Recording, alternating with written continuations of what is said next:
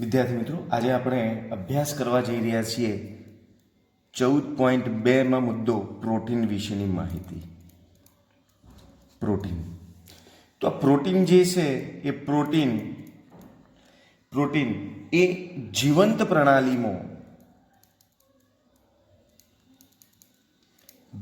પ્રણાલીમાં વિપુલ પ્રમાણમાં મળી આવતા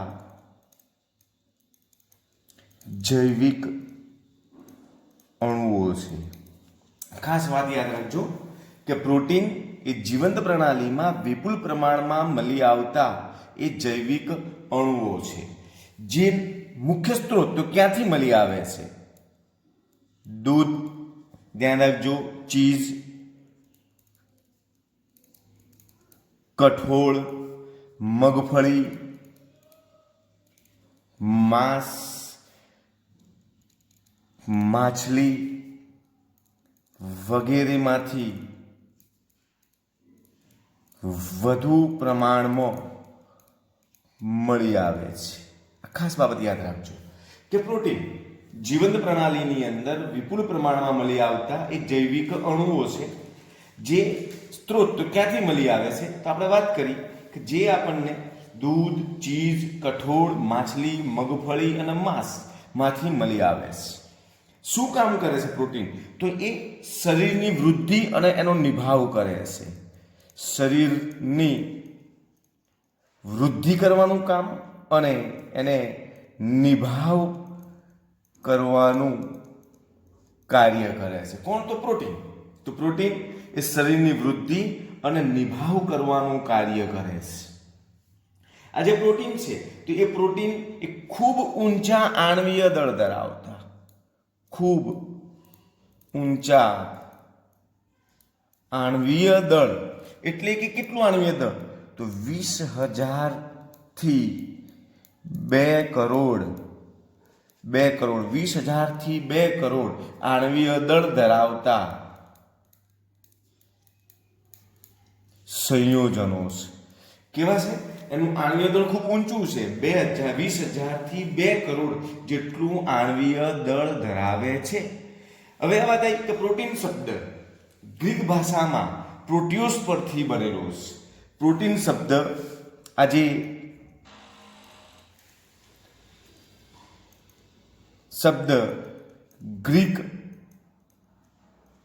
ભાષામાં પ્રોટીન શબ્દ ગ્રીક ભાષામાં પ્રોટિયોસ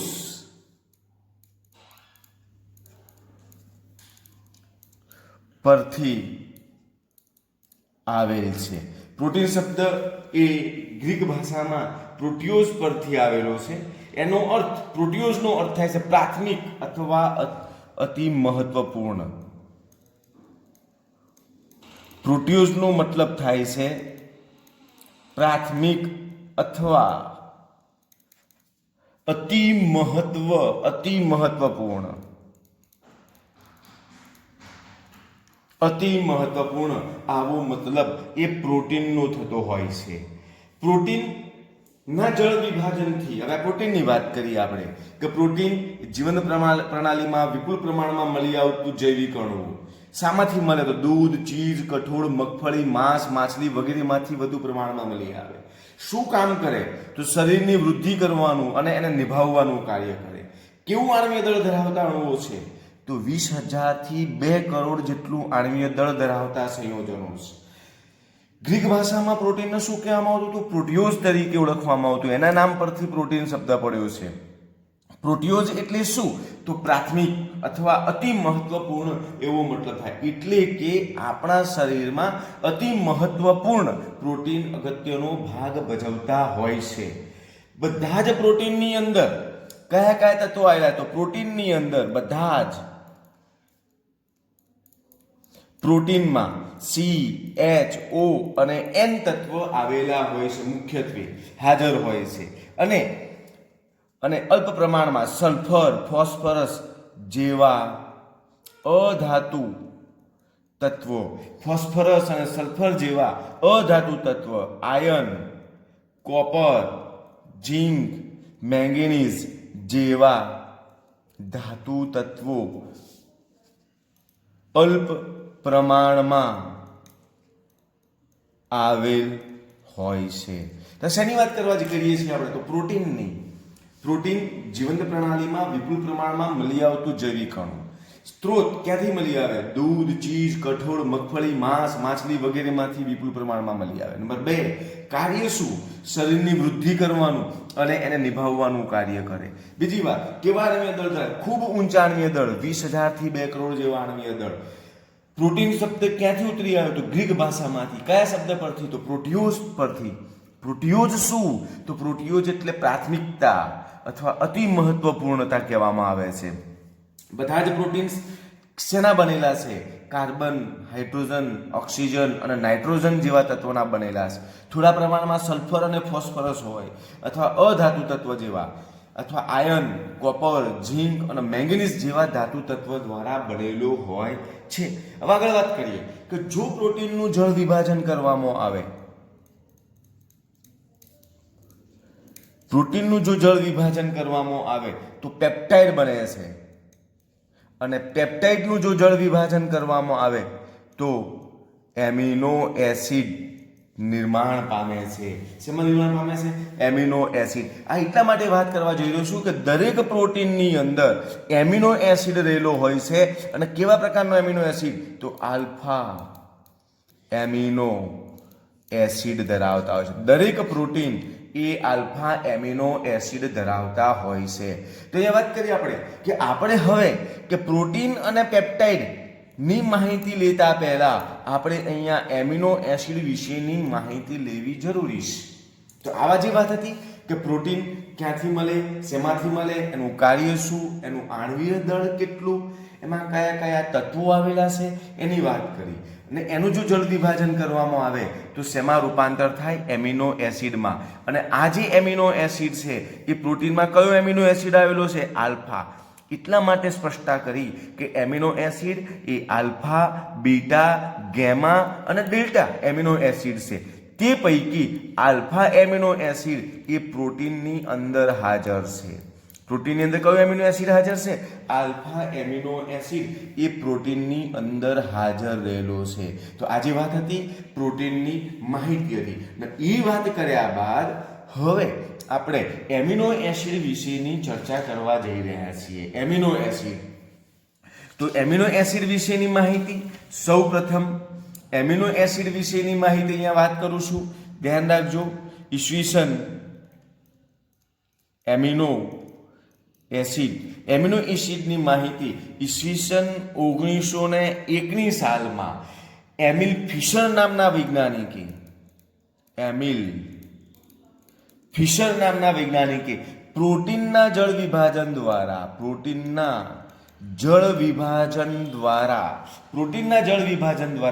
ઘણા બધા એમિનો એસિડ મેળવ્યા. કેટલા બધા એમિનો એસિડ મેળવ્યા? તો 20 પ્રકારના એમિનો એસિડ કુદરતમાંથી આ રીતે પ્રાપ્ત થાય છે. એ એમિનો એસિડ મોટા ભાગે પ્રોટીનમાં આવેલા હોય છે. એમિનો એસિડ ધ્યાન રાખજો કે ઘણા બધા એમિનો એસિડ આપણને પ્રાપ્ત થયા. આ એમિનો એસિડની અંદર એમિનો એસિડ સંયોજન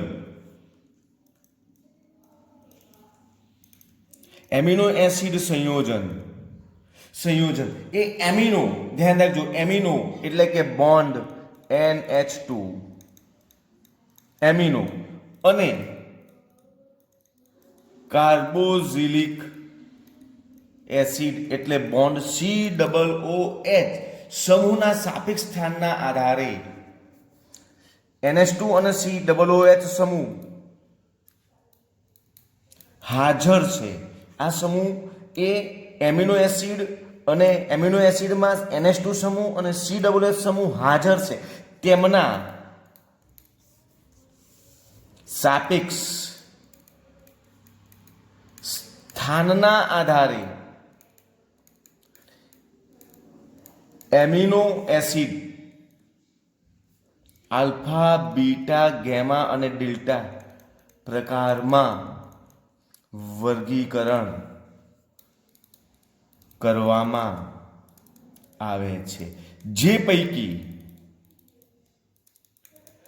પ્રોટીનમાં આલ્ફા એમિનો એસિડ ધરાવે છે. તે પૈકી આલ્ફા એમિનો એસિડ એ પ્રોટીનમાં જોવા મળે છે. આલ્ફા એમિનો એસિડ એ પ્રોટીનમાં જોવા મળે છે. તો એ વાત કરીએ એમિનો એસિડ. આ આલ્ફા એમિનો એસિડ સંયોજન આપણે વાત કરીએ પ્રોટીનમાં આલ્ફા એમિનો એસિડ ધરાવે છે. તો આલ્ફા કેમ શબ્દ વાપર્યો કે એમિનો એસિડમાં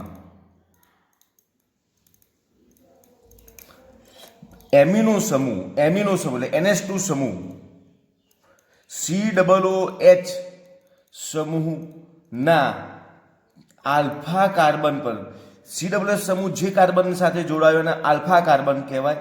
આલ્ફા કાર્બન સાથે જોડાયેલ હોય છે તેથી તેને આલ્ફા એમિનો એસિડ કહે છે. એનું બંધારણીય સૂત્ર કેવી રીતે થાય એમિનો એસિડનું ધ્યાન રાખજો વિદ્યાર્થી મિત્રો કે CHCOOH અહીંયા NH2 અને અહીંયા લગાવીશું આ COOH ના બાજુના કાર્બન NH2 સમૂહ જે કાર્બન સાથે જોડાયો છે તે કાર્બન COOH સમૂહના આલ્ફા કાર્બન હોવાને કારણે COOH વધુ ક્રિયાશીલતા એટલે એની બાજુવાળા કાર્બનને આલ્ફા કાર્બન કહેવાય. આલ્ફા કાર્બન પર જોડાયેલા NH2 સમૂહને આલ્ફા એમિનો એસિડ કહેવામાં આવે છે. અહીંયા RCHNH2COOH આ આલ્ફા એમિનો એસિડનું બંધારણીય સૂત્ર છે. હવે અહીંયા R બદલાવાથી આખા આપણને આ રીતે કુદરતમાં મળી આવતા જુદા જુદા 20 પ્રોટીન આલ્ફા એમિનો એસિડ સંયોજનો આપણને દર્શાવવામાં આવ્યા છે. તો આ જે વાત હતી એ એમિનો એસિડની વાત, એનો પ્રાથમિક બંધારણ, એની ચર્ચા આપણે અહીંયા કરી. હવે જોવા જઈ રહ્યા છીએ એમિનો એસિડનું વર્ગીકરણ, એટલે જુદા જુદા 20 એમિનો એસિડના બંધારણીય સૂત્ર જે R બદલાતા જુદા જુદા 20 એમિનો એસિડ કયા પ્રાપ્ત થાય છે તેની વાત હું આપને એક બે સમજાવીશ. બાકીના બુકની અંદર જે 20 નામ આપ્યા છે એ આપણે જોવાના રહેશે. બધા જ એમિનો એસિડ એ રૂઢિગત નામ ધરાવે છે. બધા જ એમિનો એસિડ રૂઢિગત નામ ધરાવે છે અને એ એમના ગુણધર્મ અથવા આ બધા સંયોજનો તેમના ગુણધર્મ અથવા સ્ત્રોત પ્રદર્શિત કરે છે. પરંતુ તેમના બંધારણની માહિતી આપતા નથી. આ બધા જ એમિનો એસિડ એ રૂઢિગત નામ ધરાવે છે. આ બધા સંયોજનો એ ગુણધર્મ અથવા સ્ત્રોતની પ્રદર્શિત કરે છે, તેમના ગુણધર્મ અથવા એમના સ્ત્રોતને પ્રદર્શિત કરે છે, પરંતુ તેમના બંધારણની માહિતી આપતા નથી. તો હવે અહીંયા વાત કરીએ કે આવું જ એક મીઠાશ ગ્લાયસિન જે છે એ ગ્લાયસિનને તેના નામ મીઠા સ્વાદને કારણે આપવામાં આવ્યું. તેનું નામ મીઠા સ્વાદના કારણે આપવામાં આવ્યું. આપણે વાત કરીએ કે આ બધા જ એમિનો એસિડ એના રૂઢિગત નામ ધરાવે. આ રૂઢિગત નામના આધારે કઈ રીતે પડ્યું કે એમના ગુણધર્મને આધારે અથવા એમના સ્ત્રોતને આધારે આવું રૂઢિગત નામ આપવામાં આવ્યું. જેમ કે ગ્લાયસિનનું નામ કેમ આપ્યું કે તેના મીઠા સ્વાદને કારણે, એનું ગુણધર્મ છે મીઠો સ્વાદ, એના કારણે એનું નામ ગ્લાયસિન નામ આપવામાં આવ્યું. ગ્લાયસિન ગ્રીક ભાષામાં ગ્લુકોઝ એટલે સ્વાદે મીઠું. ગ્લાયસિન કે તે નામ પડ્યું તો ગ્લુકોઝ, ગ્રીક ભાષામાં ગ્લુકોઝ એટલે મીઠું એટલે ગળ્યું નામ હતું, સ્વાદે મીઠું, એના આધારે એનું નામ ગ્લાયસિન નામ આપવામાં આવ્યું. આવી રીતે ટાયરોસિન શેના લીધે નામ આપવામાં આવ્યું તો એ સૌ પ્રથમ ચીજમાંથી પ્રાપ્ત થયું એટલે એને શું કહેવામાં આવે છે? ટાયરોસિન તરીકે ઓળખવામાં આવે છે. ટાયરોસ એટલે ચીઝ, એટલે હવે એ ચીજમાંથી મળ્યું. ગ્રીક ભાષામાં ટાયરોસ એટલે ચીજ કહેવાય. ટાયરોસ એટલે શું કહેવાય? ચીઝ. એ ચીઝમાંથી મળ્યું માટે એને શું નામ આપવામાં આવ્યું? ટાયરોસિન એવું નામ આપવામાં આવ્યું. તો આવા જે રૂઢિગત નામ ધરાવે છે તે એને દર્શાવવા માટે ત્રિઅક્ષરીય સંજ્ઞા વડે દર્શાવવામાં આવે છે. ત્રિઅક્ષરીય સંજ્ઞા વડે દર્શાવવામાં આવે છે અથવા એક અંક સંજ્ઞા વડે એને રજૂ કરવામાં આવે છે.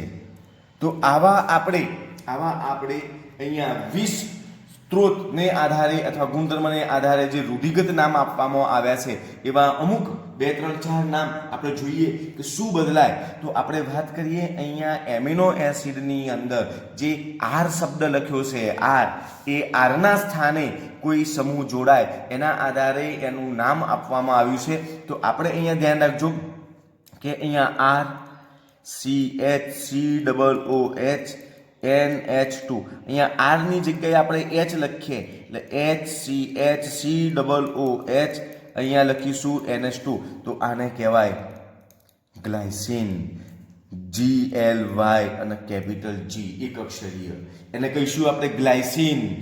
H દાખલ કરવાથી બની ગયું ગ્લાયસીન, GLY અને G. બીજી વાત કરીએ કે આ એમિનો એસિડ જે કુદરતમાંથી 20 એમિનો એસિડ આપણે જોવાના છીએ તે પૈકી 19 એમિનો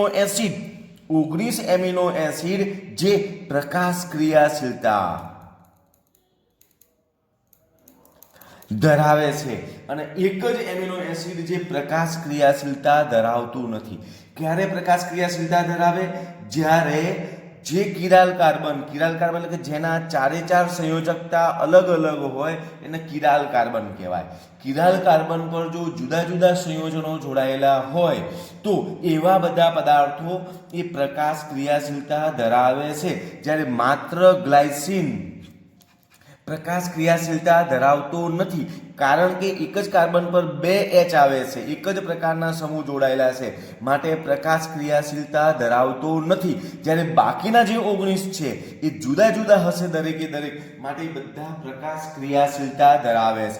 ઉદાહરણ તરીકે હવે H ની જગ્યાએ આપણે CH3 જોઈન્ટ કરીએ તો CH3 જોઈન્ટ કરતા CH3, CHCOOH, NH2 આ કિરાલ કાર્બન પર જુદા જુદા 4 સમૂહ, અહીંયા H છે, અહીંયા CH3 છે, અહીં COOH છે, અહીં એમાઇન છે. તો આ કિરાલ કાર્બન પર 4 સમૂહ જુદા છે, માટે આ પ્રકાશ ક્રિયાશીલતા ધરાવે છે. આનું નામ છે એલેનાઇન. બરાબર. એને ALA ત્રિઅક્ષરીય દ્વારા દર્શાવવામાં આવે છે, એક અક્ષરીય દ્વારા A વડે દર્શાવવામાં આવે છે. આવી રીતે સિરીનની વાત કરીએ. સિરીન કોને કહીશું? સિરીન તો અહીંયા જે CH3 જોઈન્ટ કર્યો એની જગ્યાએ CH2OH જોઈન્ટ કરીશું આપણે. તો અહીંયા R તરીકે CH2OH, C, અહીંયા H, અહીંયા COOH, અહીંયા NH2. આ સમૂહ આલ્કોહોલ, કાર્બોક્સિલિક, NH2H. તો સિરીન જો CH2OH જોઈન્ટ થવાથી આ આખો એમિનો એસિડ બની ગયો સેરીન. કયું નામ બનશે? સેરીન કહેવાશે. એને શું કહીશું આપણે? સેરીન તરીકે ઓળખવામાં આવે છે. સેરીન, બરાબર. સિરીન, બરાબર. એને SER અને S, કેપિટલ S, ત્રિઅક્ષરીય SER અને S વડે દર્શાવવામાં આવે છે. સેરીન. આમાં આલ્કોહોલ 2 OH સમૂહ છે, બરાબર. 2 OH, COOH, H, NH2 આલ્કોહોલીય સમૂહ છે. સેરીન શબ્દથી એને ઓળખવામાં આવે છે. આવા જુદા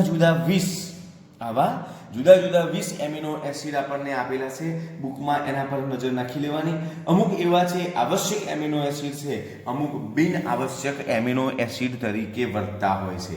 તો આજે વાત હતી એ એમિનો એસિડ બંધારણ સૂત્ર એનું આપ્યું અહીંયા. એમાં આરની જગ્યાએ જુદા જુદા સમૂહ જોડાવાથી આવા 20 કુદરતી રીતે એમિનો એસિડ આપણને પ્રાપ્ત થતા હોય છે.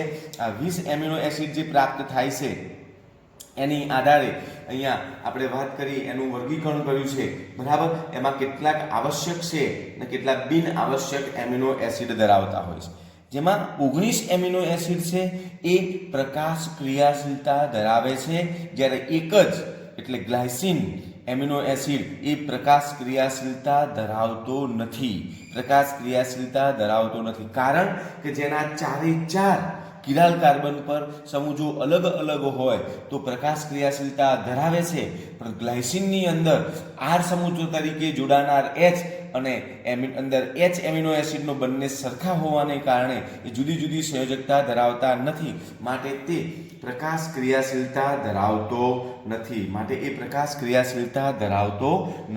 હવે વાત કરવા જઈ રહ્યા છીએ એમિનો એસિડનું વર્ગીકરણ તરફ જઈ રહ્યા છીએ. ધ્યાન રાખજો.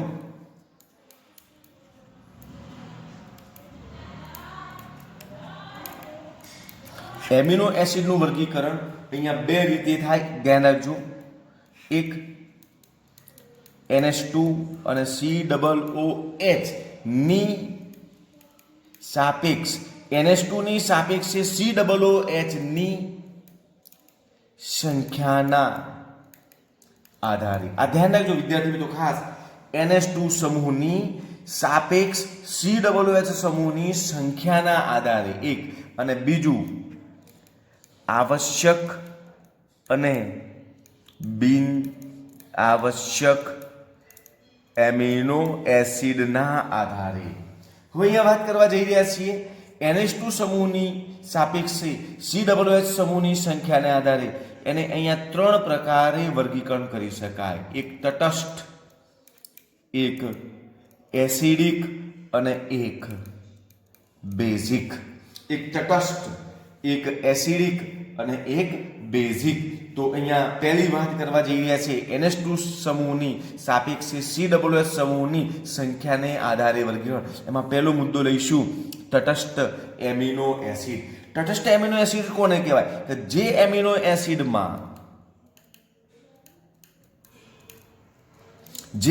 એસિડમાં બોન્ડ NH2 અને બોન્ડ COOH બંનેની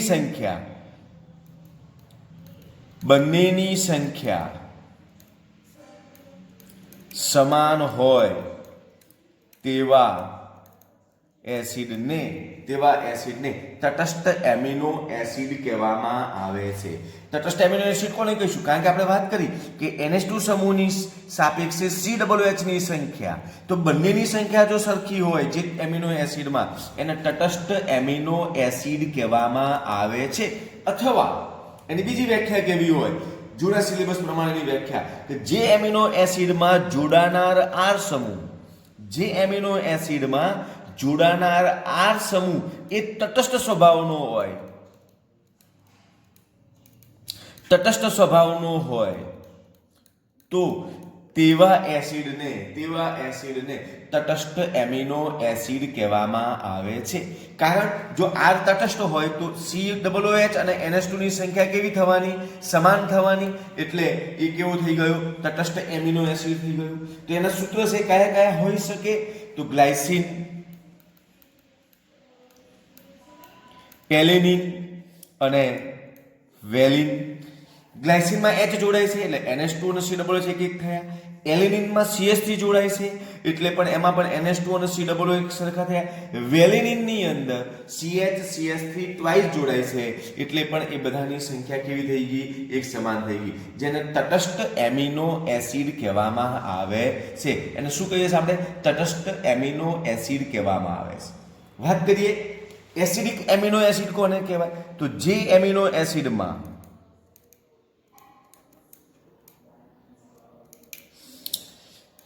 COOH ની સંખ્યા NH2 સમૂહ કરતા વધુ હોય. જે એમિનો એસિડની અંદર COOH ની સંખ્યા NH2 સમૂહની સાપેક્ષે વધુ હોય તો તેવા એમિનો એસિડને અહીંયા આપણે શું કહીશું? એસિડિક એમિનો એસિડ કહેવામાં આવે છે. અને શું કહીશું આપણે? એસિડિક એમિનો એસિડ કહેવામાં આવે છે. આ પહેલી વ્યાખ્યા. જૂના સિલેબસ પ્રમાણે કે એમિનો એસિડમાં જોડાનાર આર સમૂહનો સ્વભાવ કેવો હોય? એસિડિક હોય. એમિનો એસિડમાં જોડાનાર આર સમૂહનો સ્વભાવ કેવો હોય? એસિડિક હોય. તો તેવા એમિનો એસિડને એસિડિક એમિનો એસિડ કહેવામાં આવે છે. ઉદાહરણ તરીકે ગ્લુટારિક એસિડ, બીજું એસ્પાર્ટિક એસિડ અને ગ્લુટારિક એસિડ, આ બંને એમિનો એસિડના એસિડિક એમિનો એસિડ તરીકે ઓળખવામાં આવે છે. તો એમાં ગ્લુટારિક એસિડની અંદર કયો સમૂહ જોડાય છે? તો ગ્લુટારિક એસિડની અંદર CH2CH2COOH અને એસ્પાર્ટિક એસિડમાં કયો સમૂહ જોડાય છે? CH2COOH. આર તરીકે CH2COOH જોડાયેલો હોય તો એને એસ્પાર્ટિક એસિડ કહેવાય. આર તરીકે CH2CH2COOH જોડાયેલો હોય તો એને ગ્લુટારિક એસિડ. ક્યાં આર તરીકે? તો એમિનો એસિડ.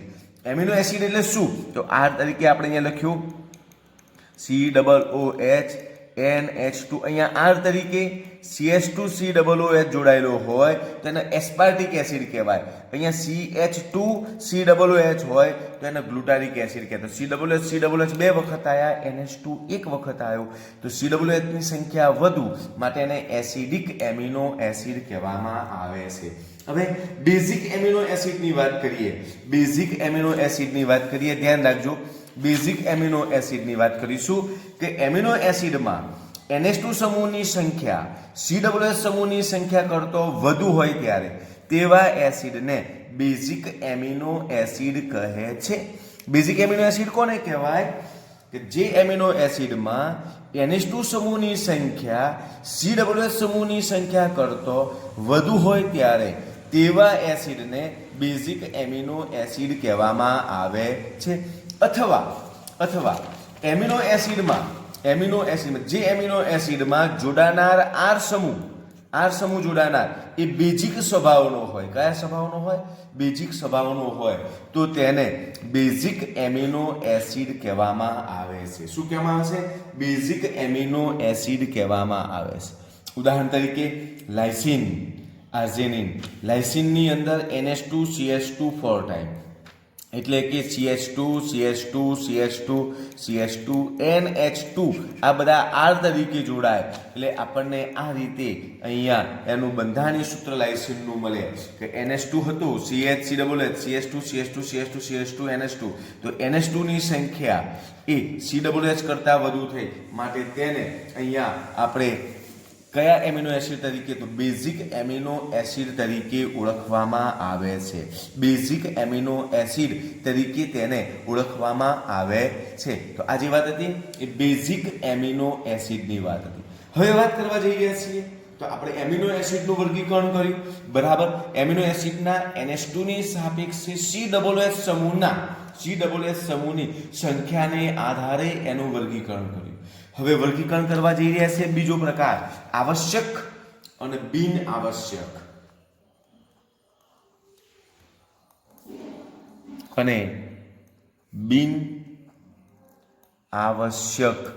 એમિનો એસિડની વાત કરવા જઈ રહ્યા છે. તો અહીંયા આવશ્યક અને બિન આવશ્યક એમિનો એસિડ કોને કહીશું? ધ્યાન રાખજો, અહીંયા આવશ્યક અને બિન આવશ્યક એમિનો એસિડ કોને કહીશું? ધ્યાન રાખજો, અહીંયા આવશ્યક અને બિન આવશ્યક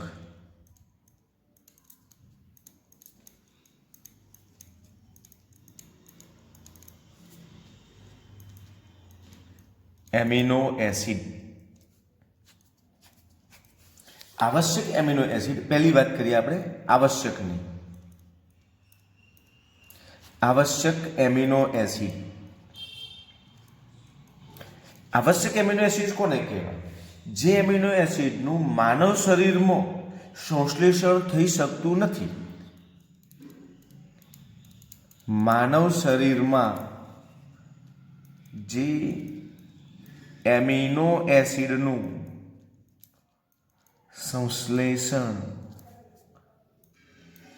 થઈ શકતું નથી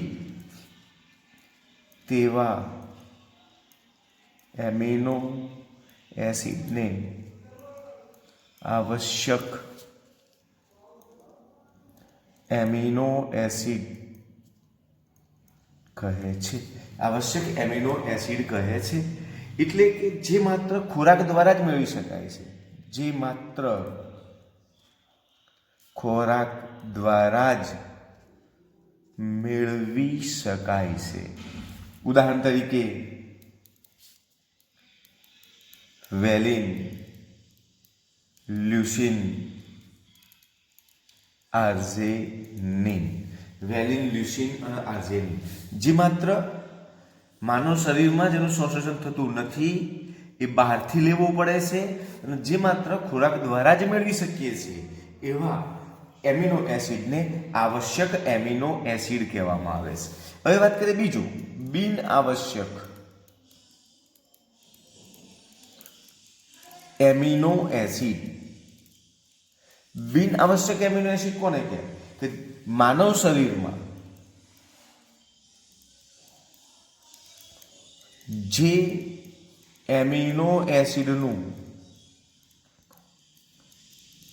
સંશ્લેષણ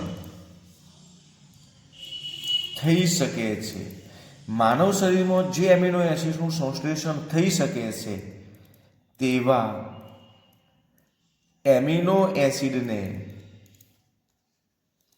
બિન આવશ્યક એમિનો એસિડ કહે છે. તેવા એમિનો એસિડને બિન આવશ્યક એમિનો એસિડ કહેવામાં આવે છે, જેને ખોરાક દ્વારા લેવાની જરૂર પડતી નથી, જેને ખોરાક દ્વારા મેળવવાની જરૂર પડતી નથી. ઉદાહરણ તરીકે ગ્લાયસિન, ગ્લુટાસિન, એલેનાઇન, આ જે છે આપણા શરીરમાં જ અંદર નિર્માણ પામે છે, એમનું સંશ્લેષણ શરીરમાં જ સતત થયા કરે છે, એટલે બિન આવશ્યક એમિનો એસિડ. એટલે આપણે અત્યારે જોયું મિત્રો કે આવશ્યક અને બિન આવશ્યક એમિનો એસિડ એ એમિનો એસિડનો પ્રકાર હતો. આપણે આગળ એક વાત કરી હતી, NH2 સમૂહનું તેની સાપેક્ષે COOH સમૂહની સંખ્યાને આધારે વર્ગીકરણ, તટસ્થ, એસિડિક, બેઝિક, અને બીજો પ્રકાર આવશ્યક અને બિન આવશ્યક એમિનો એસિડ. હવે જોવા જઈ રહ્યા છીએ important question, most IMP question. ધ્યાન રાખજો કે એ જે છે એ ઝ્વિટર આયનની ચર્ચા કરવા જઈ રહ્યા છે. એમિનો એસિડની સામાન્ય લાક્ષણિકતાઓ કઈ છે? તો એમિનો એસિડની સામાન્ય લાક્ષણિકતાઓ જોયા બાદ આપણે ઝ્વિટર આયન વિશેની ચર્ચા કરવા જઈ રહ્યા છીએ. તો અહીંયા આપણે વાત કરવા જઈ રહ્યા છીએ એમિનો એસિડની લાક્ષણિકતાઓ. એમિનો એસિડની લાક્ષણિકતાઓ અને ઝ્વિટર આયન વિશેની ચર્ચા કરવા જઈ રહ્યા છીએ. હવે એમિનો એસિડની લાક્ષણિકતાઓમાં શું? તો પહેલી વાત કે એમિનો એસિડ સામાન્ય રીતે રંગવિહીન સ્ફટિકમય ઘન પદાર્થ છે. એમિનો એસિડ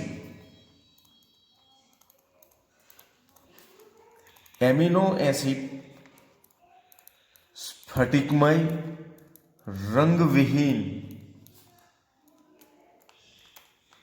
ઘન પદાર્થ છે. સ્ફટિકમય રંગવિહીન ઘન પદાર્થ છે. પાણીમાં દ્રાવ્ય છે. જે ઊંચા ગલનબિંદુ ધરાવે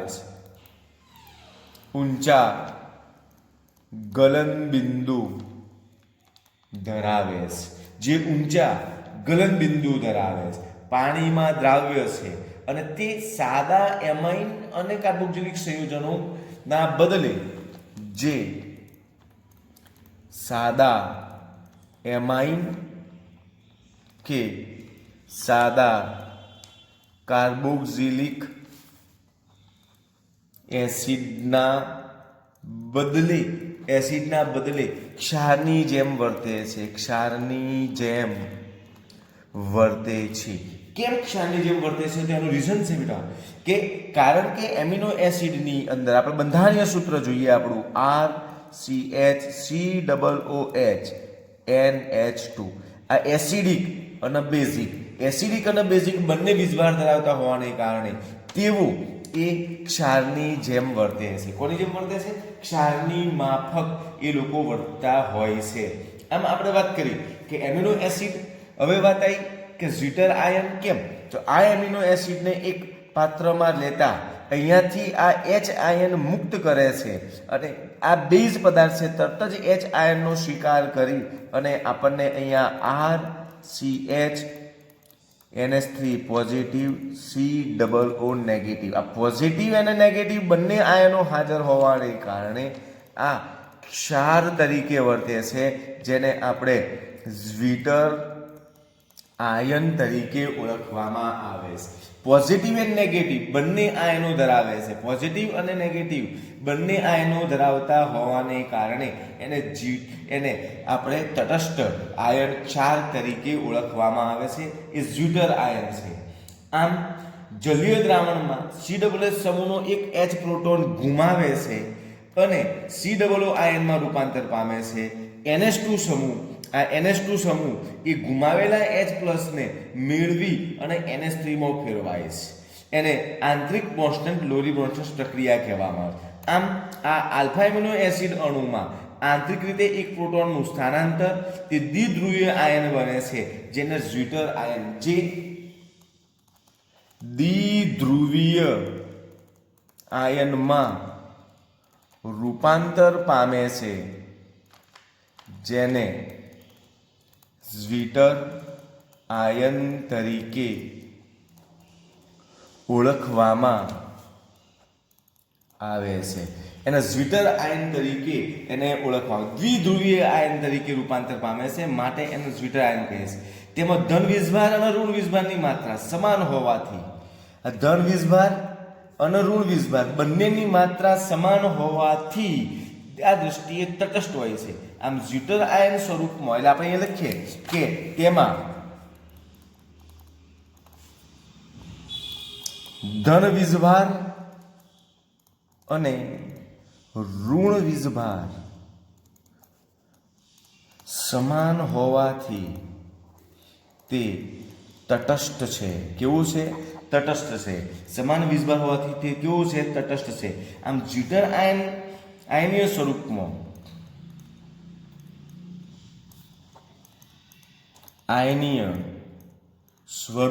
આયનીય સ્વરૂપમાં એમિનો એસિડ સંયોજન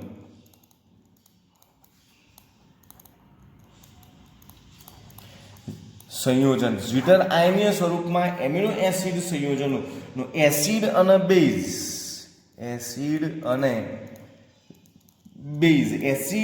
બેઝ બંને સાથે પ્રક્રિયા કરી શકે છે. આથી તેને ઉભય ગુણધર્મી તરીકે પણ ઓળખવામાં આવે છે.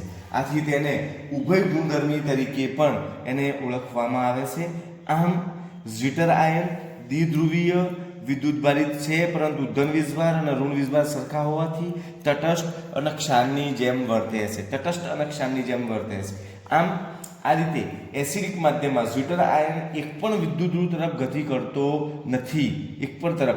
પ્રોપિલિન એક એવો કુદરતી એમિનો છે જે દ્વિતીયક એમાઇન છે. આમ એમિનો એસિડમાં માત્ર ગ્લાયસિન અકિરાલ સંયોજન, બાકીના બધા કિરાલ સંયોજનો છે. તો આમ વાત કરીએ આપણે ઝ્વિટર આયન વિશેની. મોસ્ટ આઈએમપી એ એસિડિક અને બેઝિક બંને સ્વરૂપે તે વર્તતો હોય છે. એસિડિક તેમજ બેઝિક સ્વરૂપે એક પ્રક્રિયા કરતો હોય છે. ઝ્વિટર આયન કેવી રીતે દ્વિધ્રુવીય આયન છે આપણે વાત કરીએ, બતાવી શકીએ છીએ આવી રીતે. ધ્યાન રાખજો, RCH NH3 positive, COO negative.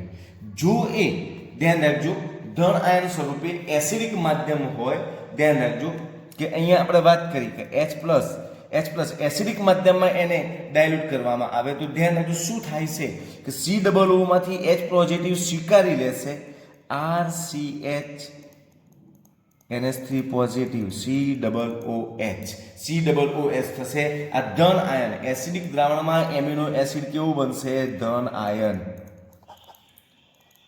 Acidic માધ્યમમાં. અને જો બેઝિક માધ્યમ હોય OH- બેઝિક માધ્યમ હોય, ધ્યાન રાખજો બેઝિક માધ્યમ હોય તો શું થશે? તો અહીંયા બેઝિક માધ્યમ તો અહીંથી H+ છૂટો થઈ OH સાથે જશે, પાણીનો અણુ છૂટો થશે, H અહીંયા જશે, બરાબર, તો બનશે RCH NH2 COO negative. Basic માધ્યમમાં કેવું થશે? ઋણ આયન. એમિનો એસિડ કેવો બનશે? ઋણ આયન બને છે. આમ એમિનો એસિડ તેના જલીય દ્રાવણમાં પીએચ અનુરૂપ ઋણ આયન અને ધન આયન સ્વરૂપે વર્તે છે. આમ એમિનો એસિડ વિદ્યુત ક્ષેત્રમાં મૂકવામાં આવે તો તેમાં રહેલા ચોક્કસ આયન વિદ્યુત ધ્રુવ તરફ સ્થળાંતર પામે છે. આમ આ રીતે એમિનો એસિડના જે દ્વિધ્રુવીય આયન હોય છે, દ્વિધ્રુવીય આયન જે આ જે દ્વિધ્રુવીય આયન છે એ દ્વિધ્રુવીય આયન જે વીજભારની દ્રષ્ટિએ તટસ્થ હોવાથી કેથોડ અને એનોડ તરફ સ્થળાંતર પામશે નહીં. પણ એના પીએચ મૂલ્ય એમિનો એસિડનું વિદ્યુત ક્ષેત્રમાં કોઈ પણ ધ્રુવ તરફ સ્થળાંતર ન થાય તો પીએચ મૂલ્ય અને જે તે એમિનો એસિડનું સમવિભવ બિંદુ તરીકે તેને ઓળખવામાં આવે છે. કોઈ પણ તરફ આ એનોડ કે કેથોડ તરફ એ જઈ શકતો નથી ત્યારે એનું જે પીએચ મૂલ્ય આવે એ પીએચ મૂલ્યને એનું એ એમિનો એસિડનું શું કહેવામાં આવે છે? સમવિભવ બિંદુ તરીકે એને ઓળખવામાં આવે છે. આમ આ એમિનો એસિડ એ મોટાભાગે ઉભય ગુણધર્મી છે જે ઇલેક્ટ્રોફોરેસિસ અને ક્રોમેટોગ્રાફી પદ્ધતિ વડે એને જુદા પાડી શકાય છે. આને આવી રીતે એમિનો એસિડ તેના મિશ્રણમાંથી અને કઈ રીતે અલગ પાડી શકાય? તો ઇલેક્ટ્રોફોરેસિસ પદ્ધતિ દ્વારા અથવા ક્રોમેટોગ્રાફી પદ્ધતિ દ્વારા તેને અલગ કરી શકાય છે. તો આજે વાત કરી હતી આપણે એ ઝ્વિટર આયન. એમસીક્યુમાં હોઈ શકે ઝ્વિટર આયન, બરાબર. એમિનો એસિડ ધન આયન સ્વરૂપે ક્યારે હોય? કે જ્યારે ઝ્વિટર આયનને એસિડિક માધ્યમમાં ડાયલ્યુટ કરવામાં આવે ત્યારે એ ધન આયન સ્વરૂપે હોય. જ્યારે ઝ્વિટર આયનને બેઝિક માધ્યમમાં કરવામાં આવે દ્વિધ્રુવીય આયન છે માટે એ ઋણ આયન સ્વરૂપે આપણને જોવા મળે છે. જ્યારે એ ધન અને ઋણ દ્વિધ્રુવીય આયન સ્વરૂપે હોય ત્યારે તેના પીએચ મૂલ્યને સમવિભવ બિંદુ કહેવામાં આવે છે. આને અલગ કરવા માટે ઇલેક્ટ્રોફોરેસિસ યા ક્રોમેટોગ્રાફી પદ્ધતિ દ્વારા એમિનો એસિડને જુદા પાડવામાં આવે છે. તો આ જે વાત હતી એ એમિનો એસિડના વર્ગીકરણ, ઝ્વિટર આયનની ચર્ચા કરી હતી. ને હવે એના બાદ આપણે વાત કરવા જઈ રહ્યા છીએ. હવે આપણે વાત કરી હતી કે પ્રોટીનનું જળ વિભાજન કરો, પેપ્ટાઇડ બને. પેપ્ટાઇડનું જળ વિભાજન કરો તો આપણને એમિનો એસિડ મળે. પ્રોટીન અને પેપ્ટાઇડની ચર્ચા કરતા પહેલા આ એમિનો એસિડ વિશે જાણવું જરૂરી હતું. એમાં એમિનો એસિડ જે કુદરતમાં 20 એમિનો એસિડ પ્રાપ્ત છે તે પૈકી 19 એમિનો એસિડ આપણે વાત કરી કે જે પ્રકાશ ક્રિયાશીલતા ધરાવે છે. એક એમિનો એસિડ ગ્લાયસિન એ પ્રકાશ ક્રિયાશીલતા ધરાવતો નથી. જે આર તરીકે H છે અને ગ્લાયસિન કહેવાય. બે H હોવાને કારણે એ પ્રકાશ ક્રિયાશીલતા ધરાવતો નથી. આ વાત આપણા મગજમાં યાદ રાખવાની છે. તો આ રીતે એમિનો એસિડ શીખ્યા બાદ હવે પ્રોટીન વિશેની ચર્ચા કરવાના છીએ.